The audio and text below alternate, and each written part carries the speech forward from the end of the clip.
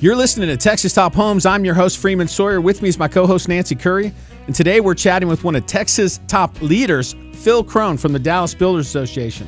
Welcome to the show. Thank you, Freeman. It's a pleasure to be here. You've talked about the demands of the labor force needed in the housing industry. Let's talk about land. Yeah, that's land, lack of labor, lack of land, both are big challenges for us right now. And it just comes back to a little bit on the regulatory side, but a lot of it just with the great demand that we're seeing in the Dallas area. When you're adding more than 100,000 jobs a year and nearly 150,000 people, 700 people a day are moving to the DFW area, that's an awful lot to keep up with when you're dealing with labor shortages and weather issues that we had before.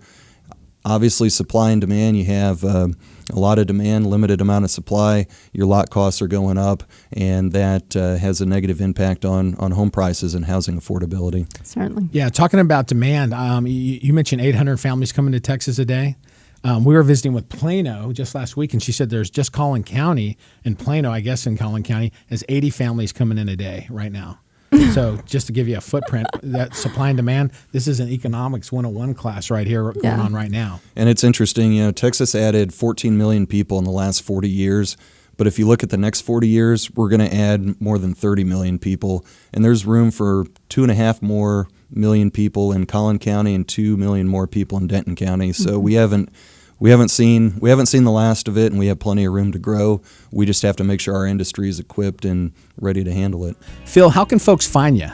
They can find us online at www.dallasbuilders.com, or they can call us at 972-931-4840.